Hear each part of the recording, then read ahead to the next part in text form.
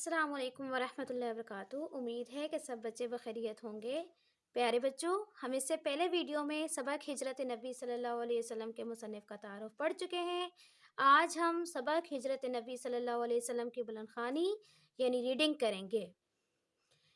किसी भी सबक की बुलंदखानी या रीडिंग बहुत ज़रूरी होती है। रीडिंग में मुश्किल अल्फाज के मायने हर बच्चे को याद होने चाहिए ताकि सबक को अच्छी तरह से समझ सकें।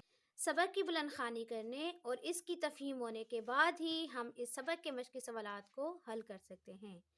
आइए सबक की बुलंदखानी करते हैं। उस वक्त जबकि दावत हक के जवाब में हर तरफ से तलवार की छनकारें सुनाई दे रही थीं, हाफिज आलम ने मुसलमानों को दारुल अमान मदीना की तरफ रुख करने का हुक्म दिया, लेकिन खुद वजूद अक़दस सल्लल्लाहु अलैहि वसल्लम, जो उन सतमगारों का हकीकी हदफ था, अपने लिए हुक्म खुदावंद का मुंतज़िर था। इस पैराग्राफ के मुश्किल अल्फाज के मायने तलवार की छनकारें यानी तलवार की आवाज़, एक मतलब ये भी है और दूसरा ये कि दुश्मन की तलवार का नयाम से बाहर आ जाना। दूसरा, हाफिज आलम से मुराद आलम की हिफाजत करने वाला नबी अकरम सल्लल्लाहु अलैहि वसल्लम को कहा गया है। दारुल अमान, अमन देने वाली जगह, और सतमगारों, जालिमों, जुल्म करने वालों, हदफ निशाना, हुक्म खुदावंद, अल्लाह ताला का हुक्म, मुंतज़िर, इंतज़ार करना।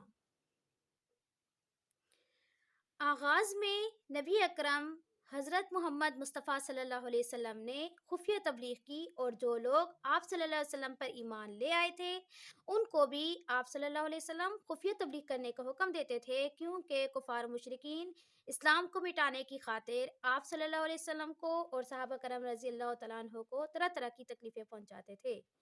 जैसे आप सल्लल्लाहु अलैहि वसल्लम ने मक्का की एक सरसब्ज़ वादी ताइफ में लोगों को तौहीद का पैगाम सुनाने के लिए जब गए, तो ताइफ के लोगों ने आप सल्लल्लाहु अलैहि वसल्लम की बात सुनने के बजाय आप सल्लल्लाहु अलैहि वसल्लम पर पत्थरों की बारिश कर दी। उन्होंने नबी करीम सल्लल्लाहु अलैहि वसल्लम पर इस कदर पत्थर बरसाए कि आप सल्लल्लाहु अलैहि वसल्लम के पाँव मुबारक लहूलुहान हो गए और जूते खून से भर गए। ये तमाम तकालीफ आप सल्लल्लाहु अलैहि वसल्लम ने दीन हक की खातिर बर्दाश्त की। हज़रत उमर रज़ी अल्लाह तआला अन्हु के इस्लाम लाने के बाद जब आप सल्लल्लाहु अलैहि वसल्लम ने एलानिया तबलीग शुरू की, तो एलानिया तबलीग के शुरू करते ही हर तरफ से तलवारें नयाम से बाहर आ गई। यहाँ दावत हक के जवाब में हर तरफ से तलवार की छनकारें सुनाई दे रही थी। इससे मुराद यही है कि कुफार मुशरिकीन ने जब देखा कि मुसलमानों ने तो एलानिया तबलीग शुरू कर दी है, तो उनकी तलवारें नयाम से बाहर आ गई। यानी वो जब मक्का मुकरमा में आप सल्लल्लाहु अलैहि वसल्लम को दावत व तबलीग का कोई खातिर खा फ़ायदा नज़र ना आया, तो आप सल्लल्लाहु अलैहि वसल्लम ने सहाबा रज़ी अल्लाह तआला अन्हु को उनकी जान की हिफाजत के लिए, दूसरा दीन हक की सरबुलंदी के लिए मदीना मुनव्वरा की तरफ हिजरत करने का हुक्म दिया, क्योंकि मदीना मुनव्वरा मक्का मुकरमा की बनिस्बत ज़्यादा अमन वाली जगह थी और मदीना के लोग भी ज़्यादा अमन पसंद थे, दीन हक से मोहब्बत रखने वाले थे। लेकिन खुद नबी करीम सल्लल्लाहु अलैहि वसल्लम ने मदीना की तरफ हिजरत नहीं फरमाई, बल्कि अल्लाह ताला के हुक्म के मुंतज़िर रहे। हालांकि आप सल्लल्लाहु अलैहि वसल्लम तो मक्का के कुफार और मुशरिकीन का असली निशाना थे, हकीकी हदफ थे, यानी आप सल्लल्लाहु अलैहि वसल्लम ही उनका असली निशाना थे। लेकिन आप सल्लल्लाहु अलैहि वसल्लम ने सहाबा रज़ी अल्लाह तआला अन्हु की जान की हिफाजत की खातिर और दीन हक की सरबुलंदी की खातिर उनको मदीना की तरफ हिजरत करने का हुक्म दे दिया, जबकि अपने लिए अल्लाह ताला के हुक्म के मुंतज़िर रहे। नबूवत का 13वां साल शुरू हुआ और अक्सर सहाबा रज़ी अल्लाह तआला अन्हु मदीना पहुंच चुके, तो वही इलाही के मुताबिक हज़रत सल्लल्लाहु अलैहि वसल्लम ने भी मदीने का अज़म फरमाया। यानी नबूवत का 13वां साल था कि बहुत सारे सहाबा कराम हिजरत करते करते मदीना पहुंच चुके थे, जबकि आप सल्लल्लाहु अलैहि वसल्लम तो अल्लाह ताला के हुक्म के मुंतज़िर थे। यानी नबूवत का 13वां साल था कि आप सल्लल्लाहु अलैहि वसल्लम को भी हिजरत करने का हुक्म हो गया और आप सल्लल्लाहु अलैहि वसल्लम ने भी मदीना हिजरत करने का इरादा फरमा लिया। कुरैश ने देखा कि अब मुसलमान मदीने में जाकर ताकत पकड़े जाते हैं और वहाँ इस्लाम फैलता जाता है। यानी मदीने में लोग जो है दीन इस्लाम से ज़्यादा मोहब्बत रखने वाले थे, इसलिए मदीने में मुसलमानों को अमन भी था, तो मदीने में दीन इस्लाम तेज़ी से फैलता रहा और मुसलमानों की ताकत बढ़ती जा रही थी। जब कुरैश ने देखा कि इस्लाम की ताकत तो बढ़ती जा रही है, तो उनसे ये बात बर्दाश्त ना हुई, चनांचे लोगों ने मुख्तलिफ राय पेश की। यहाँ लोगों से मुराद कुफ़ार और मुशरिकीन हैं। यानी कुरैश के काफ़िरों ने जब देखा कि इस्लाम फैलता जा रहा है, तो उन्होंने इस्लाम को ख़त्म करने, इस्लाम को मिटाने की खातिर मुख्तलिफ राय पेश की। एक ने कहा कि मोहम्मद सल्लल्लाहु अलैहि वसल्लम के हाथ पाँव में ज़ंजीरें डालकर मकान में बंद कर दिया जाए। दूसरे ने कहा जला वतन कर देना काफ़ी है। अबू जहल ने कहा हर कबीले में से एक शख्स का इंतखाब हो और पूरा मजमा एक साथ मिलकर तलवारों से इनका खात्मा कर दे। यानी कुरैश मक्का काफरों के तमाम सरदारों ने अपनी अपनी राय पेश की कि किस तरीके से हज़रत मोहम्मद सल्लल्लाहु अलैहि वसल्लम का माज़अल्लाह खात्मा किया जाए या उनको कत्ल किया जाए, क्योंकि आप सल्लल्लाहु अलैहि वसल्लम तो उनका असली निशाना थे। इस सूरत में उनका खून तमाम कबाइल में बढ़ जाएगा और आले हाशिम अकेले तमाम कबाइल का मुकाबला ना कर सकेंगे। इस अखीर राय पर इत्तेफाक हो गया। यानी सब सरदारों ने जो अपनी अपनी राय पेश की, किसी ने कहा कि हज़रत मोहम्मद सल्लल्लाहु अलैहि वसल्लम के पाँव में ज़ंजीरें डालकर किसी मकान में बंद कर दिया जाए, यानी कैद किया जाए इनको। किसी ने कहा कि जला वतन कर दिया जाए। तो अबू जहल जो सबसे बड़े सरदार थे काफरों के, तो उसने एक राय पेश की, वो ये थी कि हर कबीले में से एक एक आदमी इकट्ठा हो, पूरा मजमा होकर तलवारों से आप सल्लल्लाहु अलैहि वसल्लम पर हमला कर ले। तो इस तरह आप सल्लल्लाहु अलैहि वसल्लम का खात्मा भी हो जाएगा और आप सल्लल्लाहु अलैहि वसल्लम का खून जो है वो तमाम कबाइल में बढ़ जाएगा। तो आप सल्लल्लाहु अलैहि वसल्लम बनु हाशिम के थे, तो आपका खानदान बनु हाशिम अकेले जो है तमाम कबाइल का मुकाबला नहीं कर सकेंगे। इस ये आखिर राय, यानी जो आखिरी राय अबू जहल की जो राय थी, उस पर सबका इत्तेफाक हुआ, यानी मुत्तफिक हो गए, सब राजी हो गए और झटपटे से आकर रसूल अकरम सल्लल्लाहु अलैहि वसल्लम के आस्ताने मुबारक का मुहासरा कर लिया। आस्ताना मुबारक आप सल्लल्लाहु अलैहि वसल्लम का घर है, यानी आप सल्लल्लाहु अलैहि वसल्लम का कमरा मुबारक है और झटपटे से मुराद अंधेरा है, सुबह सादिक का वक्त है। अहले अरब जनाना मकान के अंदर घुसना मायूब समझते थे, इसलिए बाहर ठहरे रहे कि आ हजरत सल्लल्लाहु अलैहि वसल्लम निकले तो ये फर्ज अदा किया जाए। अहले अरब जनाना मकान के अंदर घुसना यानी दाखिल होना, बगैर इजाज़त के अंदर दाखिल हो जाने को मायूब, ऐब यानी बुरा समझते थे। इसलिए वो बाहर खड़े रहे, इंतज़ार करते रहे ताकि आप सल्लल्लाहु अलैहि वसल्लम जैसे ही घर से बाहर निकलें, तो आप सल्लल्लाहु अलैहि वसल्लम को जो ख़त्म करने का फरीज़ा है या ज़िम्मेदारी है, उसको पूरा किया जाए। रसूल अकरम सल्लल्लाहु अलैहि वसल्लम से कुरैश को इस कदर अदावत थी, ताहम आप सल्लल्लाहु अलैहि वसल्लम की दियानतदारी पर यह एतमाद था कि जिस शख्स को कुछ माल या असबाब अमानत रखना होता था, आप सल्लल्लाहु अलैहि वसल्लम ही के पास ला। इस वक्त भी आप सल्लल्लाहु अलैहि वसल्लम के पास बहुत सी अमानतें जमा थी।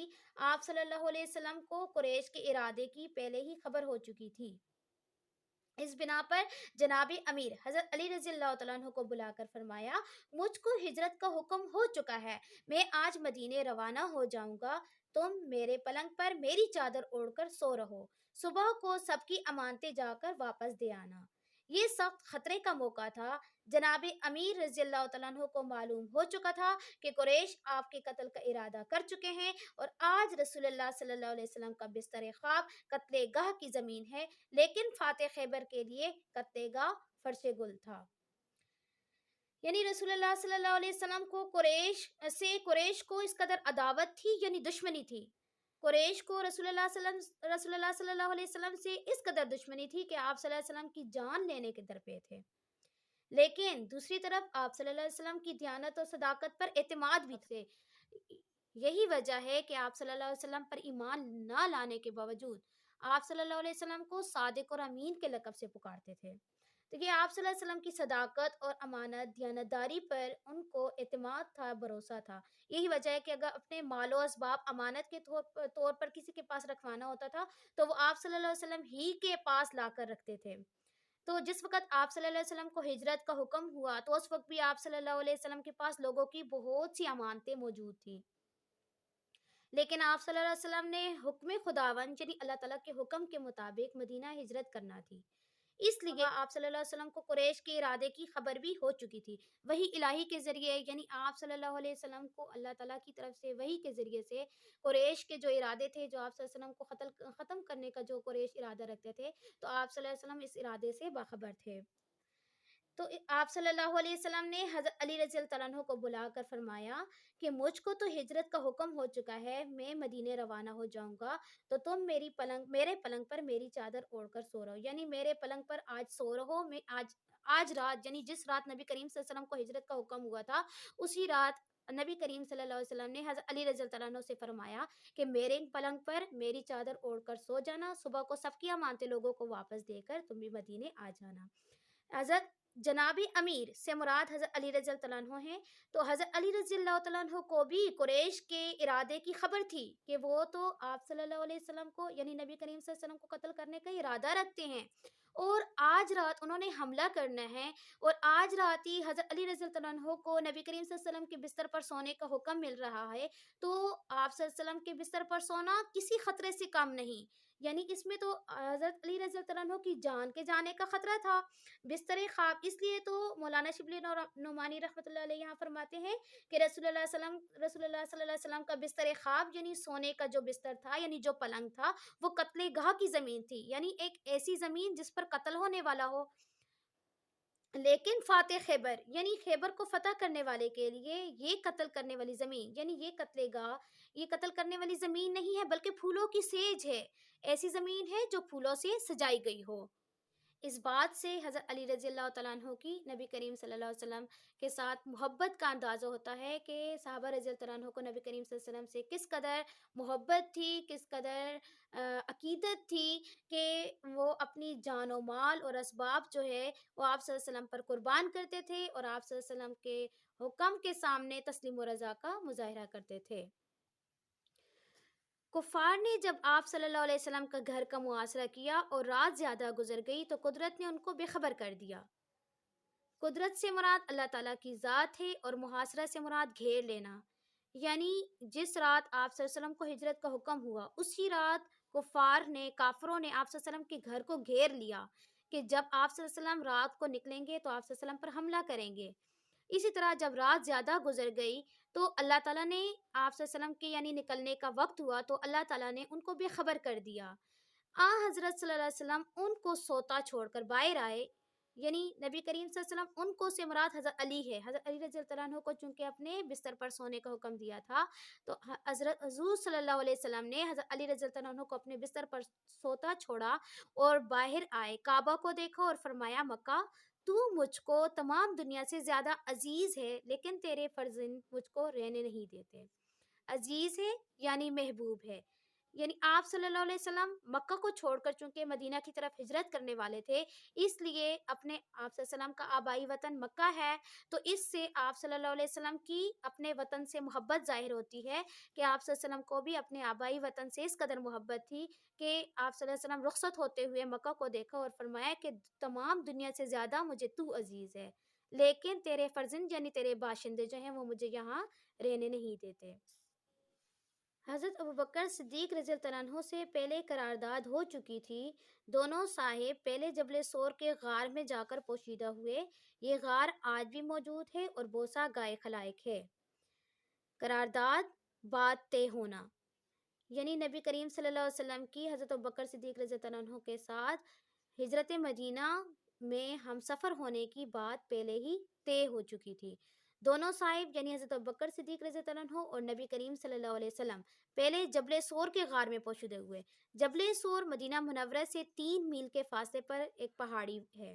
ये गार आज भी मौजूद है और बोसा गाय खलाइक है, यानी बोसा गाय चूमने की जगह, खलाइक मखलूक, मखलूक के चूमने की जगह है। हज़रत अबू बकर सिद्दीक़ रज़ियल्लाहु अन्हु के बेटे अब्दुल्ला जो नौखेज़ जवान थे, शब को गार में साथ होते, सुबह मुंह अंधेरे शहर चले जाते और पता लगाते कि कुरैश क्या मशवरा कर रहे हैं।